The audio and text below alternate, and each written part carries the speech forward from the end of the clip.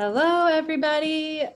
Welcome. I know it probably takes everyone a few seconds to find us here on Facebook, but we just were watching the premiere of Walking Through Peanut Butter on YouTube. And congratulations, Anna, on this huge moment. Thanks, Julie. All thanks to you for organizing it. No, of course. We're so excited to celebrate Walking Through Peanut Butter being available to the public on YouTube now. So,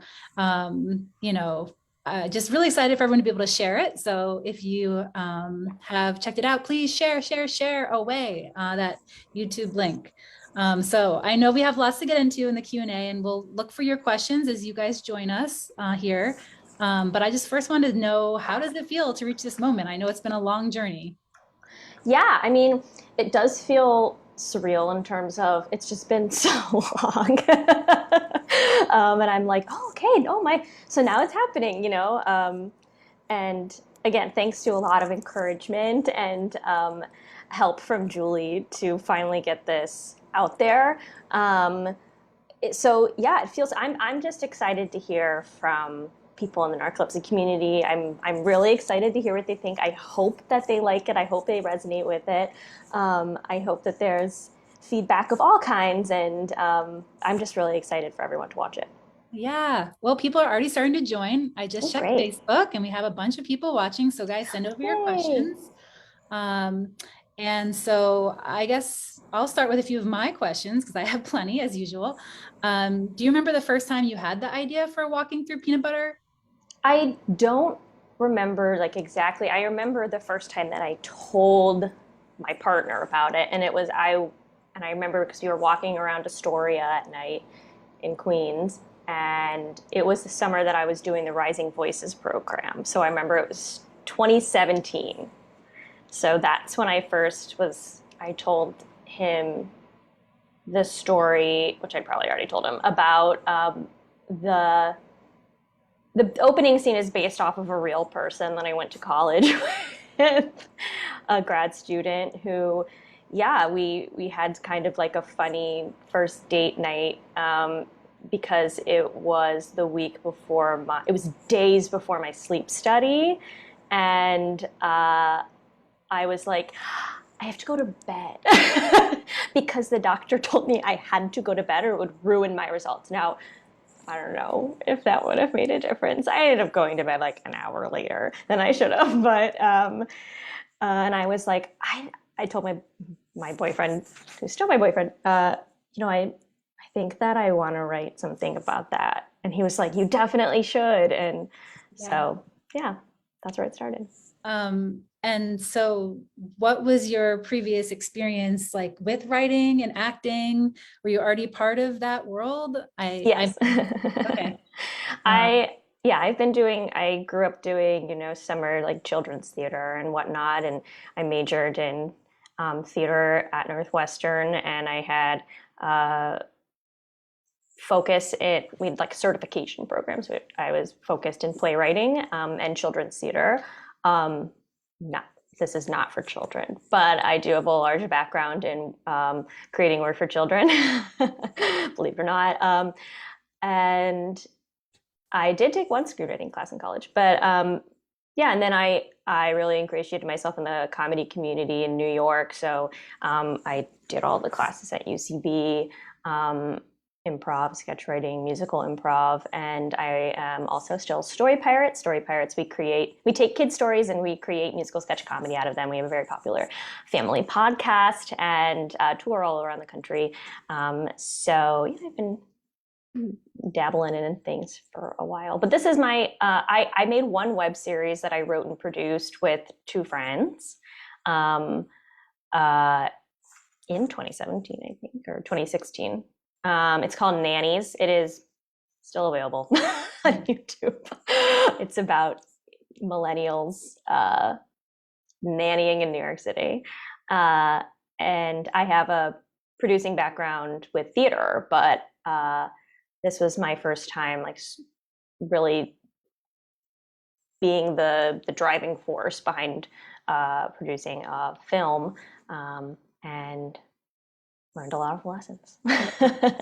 Well, there's so much love coming in on Facebook. They're just Yay. all tons of, congratulations. Vanessa saying how experience with the cataplexy diagnosis was the same. Meryl saying congratulations. Eden saying so funny and relatable. Helen saying I love the Aw. explanation of the strict bedtimes. Lauren saying congratulations. Aw, thank Elizabeth you. saying how much she loves the title. Lindsay saying congratulations. So lots of love, no questions so far. So guys, send over your questions, but I'll keep going with mine because as I said, I have plenty. So we all know that Hollywood has not done a great job portraying narcolepsy by any means. So I'm imagining that you didn't probably take much inspiration from the Hollywood portrayals of narcolepsy. Where did you get inspiration from? Well, I would say a large source of my inspiration comes from something that, I don't know, maybe I would doubt anybody here had read it, but it's a little book called Wide Awake and Dreaming. I did take a lot of inspiration from that because when I read it, a lot of folks have, and they felt like I know that I resonated so much with it, and it was because of the storytelling. And so I did look to that in terms of what did really hit me and why, and what was the scene building around it. But in terms of content, television and film, I would say that I was mostly pulling things like tonally. Obviously, as a young female in comedy millennial in New York, I was highly inspired by Broad City. That is not anything unusual or unique. But I was also really inspired by this show, I'm Sorry. It's about a TV comedy writer in LA, and was a very strong character. And I really appreciated how fast that show was. In terms of honestly, I think it was more being inspired by the community's feedback of what they don't want to see and what I don't want to see. And being inspired by the stories within our own community and how we talk about it, and, conversations that I have with my friends, like when I'm telling them about narcolepsy, what do I think is funny? How do I say it? Because I've been talking to my friends about narcolepsy, or just anyone who would listen at a certain point. We go through that period where you're like, anyone who will listen, I will tell them every single thing about narcolepsy. And I was like, they do seem to be interested, and I get them to laugh. What was that thing, I love that. Well, we're getting some good questions here from the Facebook. So Vanessa wants to know, what were your fears in getting this published? As Julie knows, the whole experience, I'm just like, I just want to do it right. From the very beginning, was thinking about the responsibility of being a person with narcolepsy and putting something out there with narcolepsy because of the history, and because I'm grateful to be a part of a community that is very outspoken and will not go after, but comment and speak up about things that are not correct, about things that feel offensive, about things that are worsening the stigma. I'm so grateful to be a part of that community, and that's like one of the things I really love about us. So I was like, I want to make them proud. I want to make them happy. Of course, you can't make everybody happy, and that was something that Julie also kept reminding me. This is your story. This is my story, and this is just my story. So it doesn't. At the end of the day, I am not representing the whole narcolepsy community. I'm not representing any certain type of person with narcolepsy and cataplexy. I'm just telling my story. And so at the end of the day, that is true. And yeah, so I hope that it resonates with people. And if it doesn't, I hope that they're respectful and they ask questions and also give me feedback, because that's what I'm here for. I'm not here to be perfect, and I'm here to learn and grow. Yeah. And that's why we just need many more stories out there. no one Absolutely. representation will ever cover everybody or make everyone happy. So just the more, the better. Yeah. Tatiana here. Hey, Tatiana, she asked, what kind of advice would you give narcolepsy creators who want to represent narcolepsy in their work? Oh, great. So yeah, Julie had let me know this is one of her questions. So I have a list of things. Yeah. My first thing, and this is my, if any of you have done the Rising Voices writing track, and I've edited your essay in any way, this is my number one thing, is be honest, but be specific. Specific, details, details, details. The most captivating and gifted storytellers, entertaining storytellers, are the people who can tell you a story about a piece of lint on their violin on a rainy Tuesday morning when they were 7 years old, and suddenly you're crying or laughing and you don't know why. They can talk about anything. They could read the phone book and make it interesting. They'll have a story about every business in there. I think we can sometimes have the pressure to, I want to universalize this and make it relatable to everybody. Not everybody in the world has narcolepsy. Not everybody in the world has a sleep disorder. Not everybody in the world has chronic illness or an invisible disability or any sort of invisible health condition. But that doesn't matter. Your story is still your story, and what's going to make people respond to it is the specifics, because you can see that piece of lint on a violin, and then that makes you think of things, and suddenly it's not about narcolepsy. It's just about relating. In your film, for example, like that initial scene of, you're obviously hooking up with someone, everyone's probably been there, and like that, like, oh, an alarm, like something, it brings you into that place. Yeah. So first of all, specific. What was my other thing? Oh, yes. Ask for help, but have a clear ask. Ask for help and have a clear ask, because people will want to help you, but they need to know how to help you, when, why, what are they doing. Make it easy for people to help you, whatever that means to you. Ask for feedback. Ask for feedback from various people in the narcolepsy community, maybe somebody that doesn't have a similar experience to you, and somebody that does. Also ask for feedback from folks outside of the narcolepsy community, because again, you probably want it to be understood by a wider community, if that's your audience is out, like the public in general, for people who do have narcolepsy and people who don't. So ask for various forms of feedback. Be flexible with your idea, because those folks will have notes. And isn't that so exciting that they want to help bring your idea to life? And so being open to new ideas and being adaptable, and also being willing to change even your original idea if you find something that is going to be more exciting and make more sense. And be kind to everyone you work with. And also, most importantly, is advocate for yourself. So, for example, just to use the example of a film or a web series, by asking for what you need, if you say you are producing, like I did, by advocating for yourself and giving yourself what you need, a flexible schedule in terms of, like, I'm blocking out an hour for lunch. I will eat for half an hour, and I'm going to take a nap this half hour. I need everyone out of this room so I can take a nap in that room.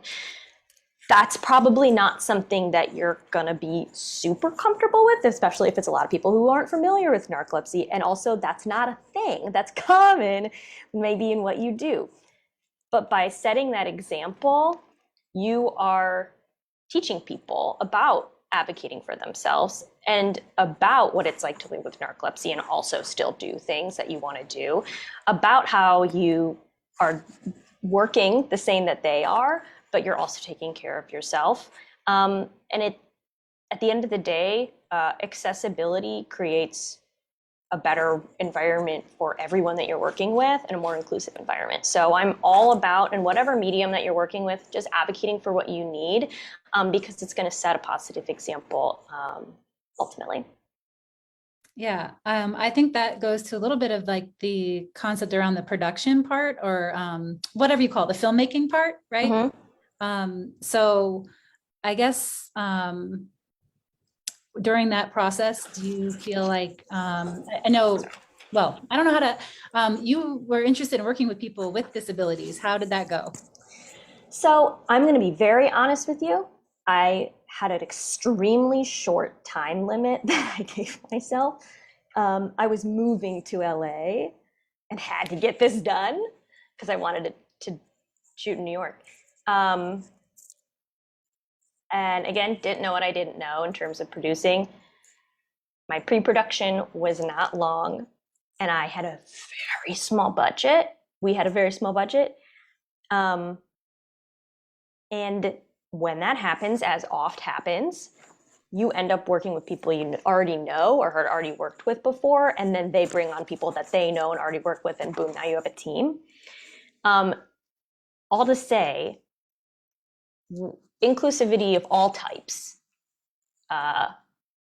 requires intention. And I did have that intention, but it was a bit,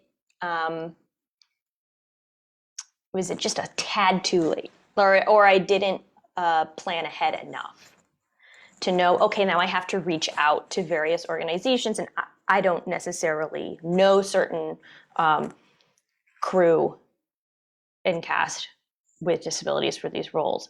I did end up working with certainly a few people, and they were great.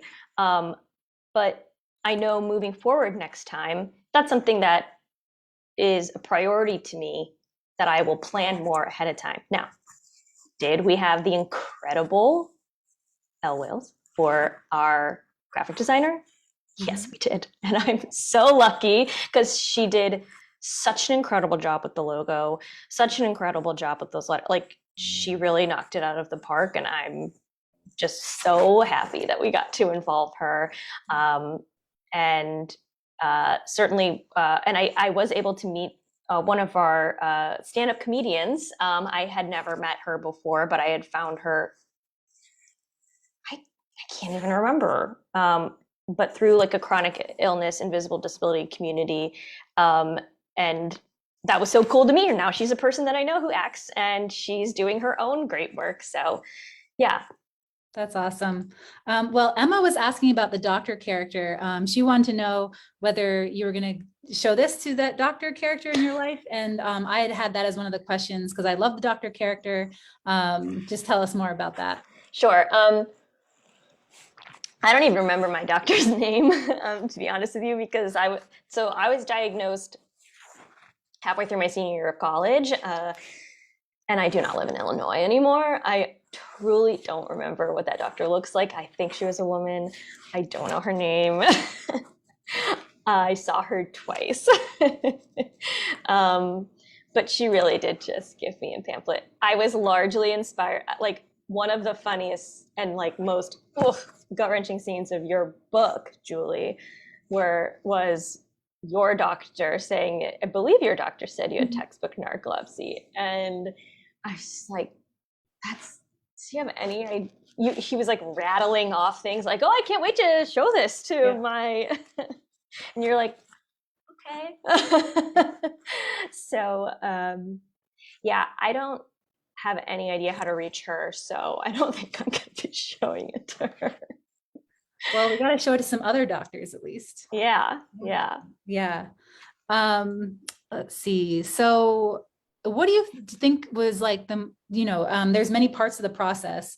Were there any highlights that were unexpected as far as like really enjoyable, or also challenges in the process that you didn't expect? I'll start with challenges, so then we progress. Producing. like I said, I did not know what I did not know, and I had to learn a lot of lessons along the way that now I know. And thankfully, I had a co-producer working with me, and we were both learning lessons along the way. We had our director, who was incredible. We had a whole team of people. It was not just me. There's no way I could have done this by myself. I'm not Bo Burnham shooting a Netflix special for millions of dollars. I don't know how much you make from that. But this was an enormous team effort. And the producing was a huge challenge, as was doing it within the timeline that I did. There was doing it on a low budget, because again, it's hard to not be able to pay people what they're worth and what they need and what you want to pay them. It's just hard to ask people to do, and to, again, I'm extremely grateful that I got to work with these people because they're so talented and so patient. And anybody would be really lucky to work with any of the crew and the cast that I got to work with. But I really wish I could have paid them more. Our sound operator never showed up to set. There was somebody that I didn't know. They never showed up to set, and that caused a lot of issues because, well, if you want your project to succeed, there's like one thing you need, and it's good sound. And that was the one thing we didn't have. So I ended up having to hire like an additional sound editor during post, which was then a whole, paying someone and a whole nother person. There's just unexpected things that happen along the way. We had a global pandemic that started, and we were unfortunately doing our Seed and Spark at the time, and it was like, if people don't know what that is, what is the Seed and Spark? Oh, it's a really lovely fundraising platform for independent film, TV, web series, and it was uncomfortable to ask people for money at that time, but somehow you all pulled it together. We raised enough money, and then film festivals were not in person, weren't happening. It was very confusing. But some highlights, the writing process was very hard but fulfilling. One of my best friends, this was back in New York, we started a weekly writers group, and we would come and I would workshop it every week. And she's just like one of the most supportive friends, and she was so excited every week by my new changes, and I always laughed, and it was just so fun and weird to hear things out loud and have to talk about narcolepsy and comedy at a table with people. That was pretty surreal. So the writing process and just having others pitch ideas on it was so cool, and seeing those come to life and collaborating, especially with my director and editor, and our director of photography, First AC, just watching their talent and craft just blow this into something that I way beyond that I could have imagined or described. They had a vision, they ran with my vision and then some. And so collaborating and getting to see what they did in post was really cool. I love those spark lines. I don't know what you call them, but when there was drawings on the I don't know, there was the drawings around. Yeah. How did that come about? It was very difficult to describe to my editor. I was like, so, on a football field, how they're the editor that I worked with, they are again incredibly talented and patient and kind, and they did a perfect job. It was exactly what I was asking for.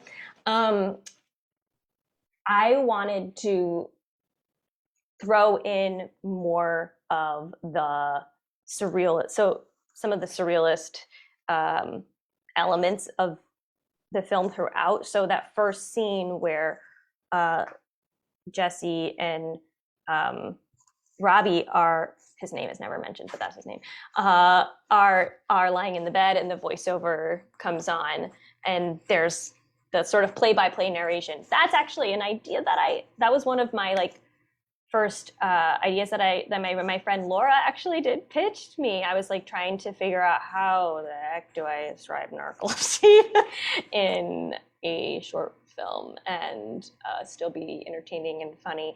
And all she said was like a football play-by-play, like split screen, and I was like, got it. Like, here we go. And I wanted to carry that over throughout the whole film.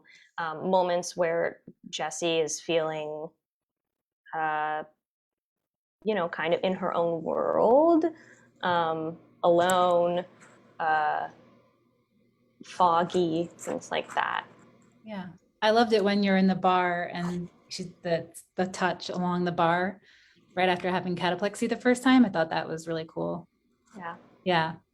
All right. Thank you. So you guys keep sending over your questions if you have any. Let's see. Well, I guess this one is, kind of, I think something also of my personal experience is that being a creator with a chronic illness sometimes can be challenging, because, and here we see this beautiful film and it seems like it came out of nowhere, but it was a ton of work over a lot of time. And I know you talked about kind of like in the immediate, like advocating for yourself and your immediate needs, but I guess, is there anything else as far as balancing priorities as a person with narcolepsy in your daily life and trying to get this done? Yeah, I mean, as I am currently, like, why am I trying to hide this? I'm like cooling down my red hot ears with my ice pack, which is one of my migraine aura symptoms. Red hot ears that are they're very hot. Yeah, in the midst of working on this, narcolepsy aside, I'll even say, because I think I sometimes don't even recognize those challenges anymore. I kind of not take them for granted, but forget that they're real narcolepsy challenges, and I'm not just, working more slowly than I'd like, things like that. That aside,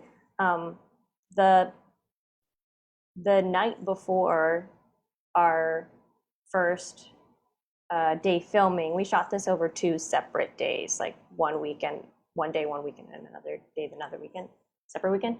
And the day before the first one, in the middle of the night, I woke up with like a level 10 migraine, and it didn't go away for a month and a half, which was when this was happening. And it was when I was moving to LA, or moving out of New York. And that's, of course, the last thing that you want to happen. It was new to me.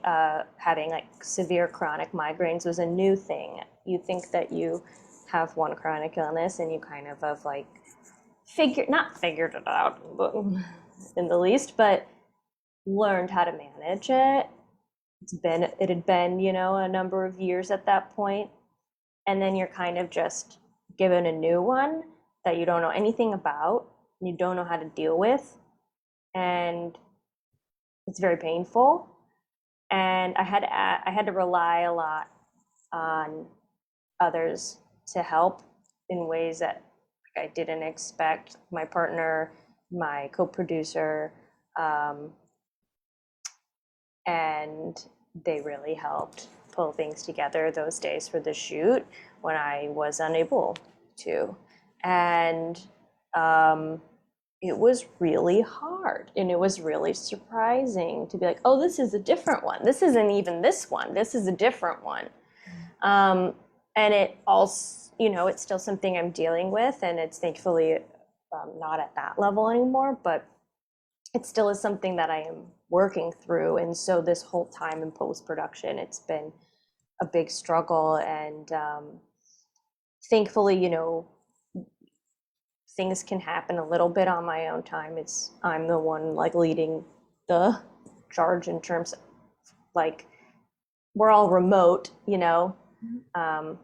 but looking at the computer is a hard thing to do. Stress, things like that. I'd wanted to go to the,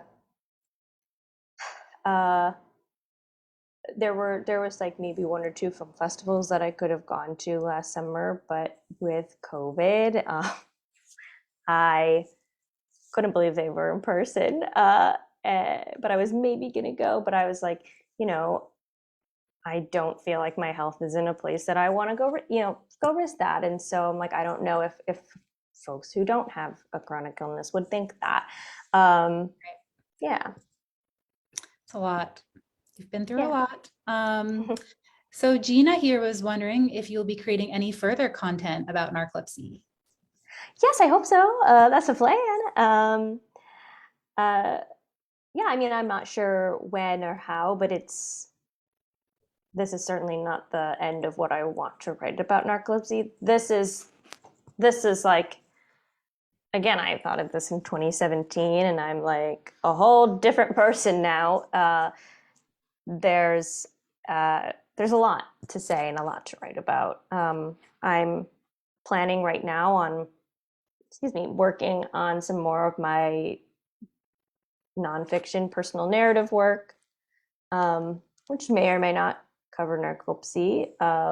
But I think at the end of the day, just whatever I write will still be by a person with narcolepsy. And so it's always in there. But I do have a feature film idea that I spoke recently with Julie about. That talking with her about it actually made me a lot more excited to write. And it is less so about living with narcolepsy and more about living with grief as a person with narcolepsy.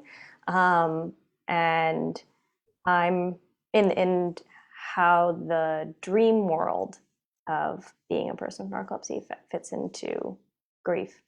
So that's something that I am really very excited to write. It's what I'm most drawn to write next. Will it be? I don't know. If life, has different plans for people sometimes with work, etc. But that's a project that I'm most drawn to at the moment, and I hope to write sometime soon. Well, we can't wait. The dream world of narcolepsy is certainly unexplored territory. Yeah. And it was fun to think of all the there are some interesting films about dreams, not from narcolepsy's perspective, but there's just so much creativity there. So yeah, if anybody has any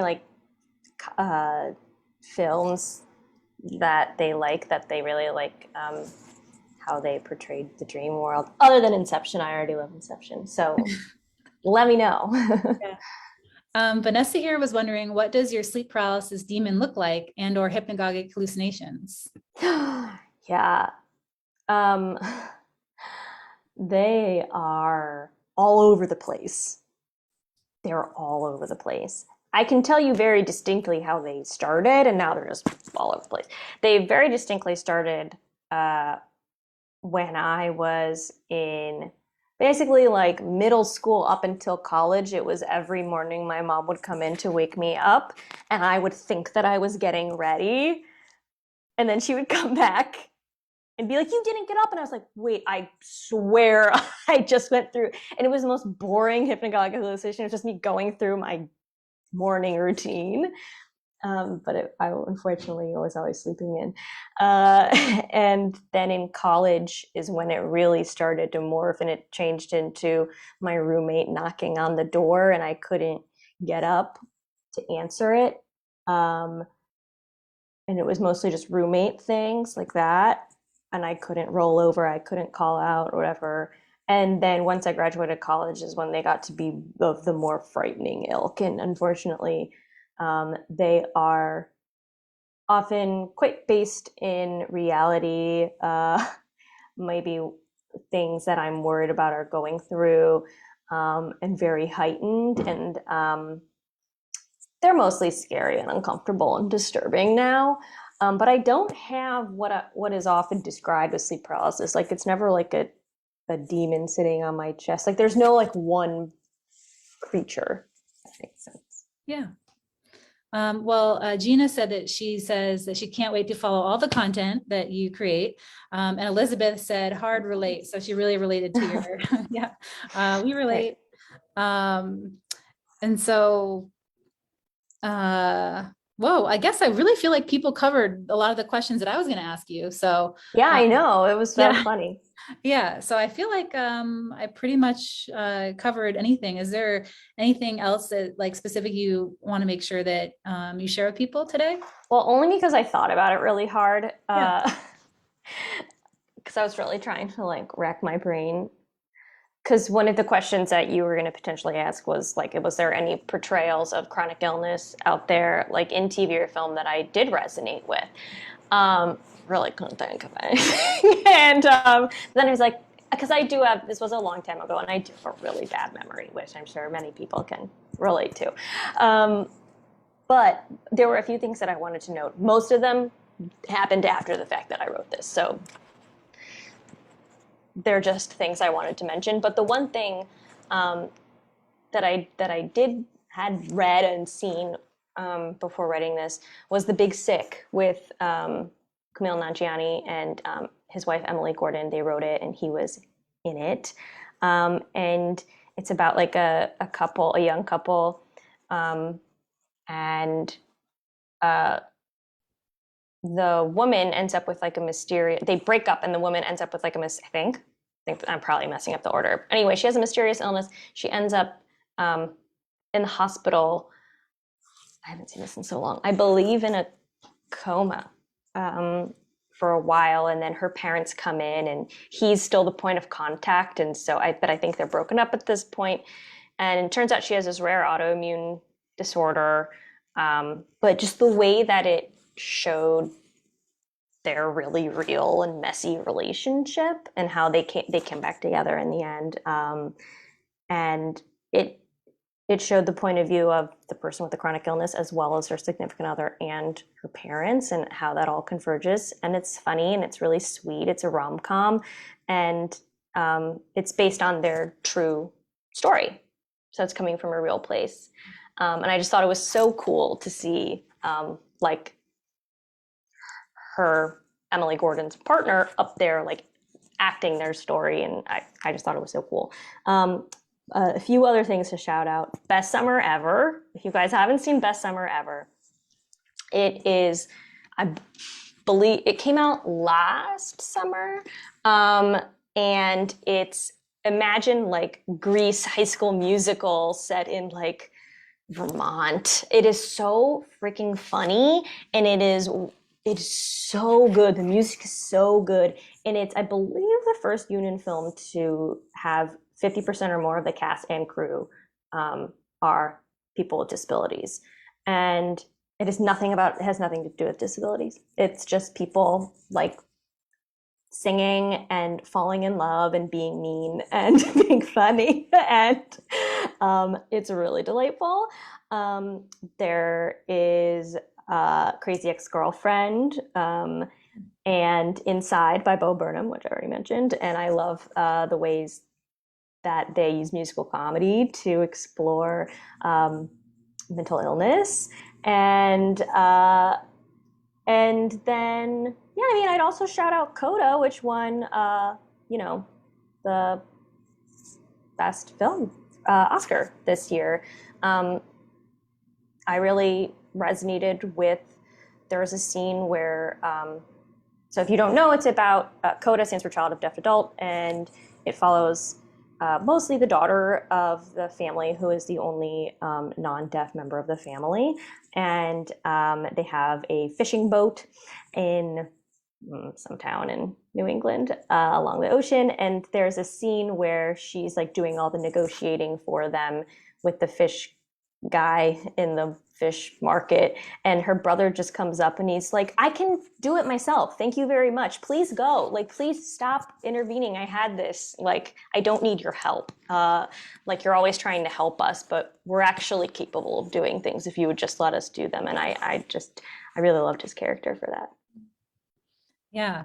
Well, it's exciting to be part of this world. I think at this point we've been frustrated, but like trying to stay hopeful that there are going to be more ability and representation. just having been a part of the Respectability Lab, which, shout out to Respectability, a lot of people in the lab really helped me at crunch time last year get together things for festivals. Just being a part of that, so many creators and artists and craftspeople with disabilities is just like the most. That's where all my hope and inspiration comes from. It's like, oh, there's just so many people out there who are ready to work and have so many great ideas and ready to support each other. So I really hope that the higher up powers see that and start taking it seriously. Yeah. Well, I think so. I have to believe and hope. And Anna, I just can't say how proud I am to reach this day with you. It's been many years since we talked about this, since you were part of Rising Voices and writing your essay where I think that was probably your first mention of that, Yeah. like published. And so just being part of this process with you has been so special. And we're just so, so proud of you. So I hope you just feel so much love from this community. And thank you guys for watching today. Please, please, please share Anna's video with other people on your social media channels so they can watch it and we can raise more awareness. Yeah, with that, we'll say good night. And thanks again, everybody. Thank you guys so much. Thank you, everybody. Thank you, Julie Of and course. Rachel and All Lauren. right.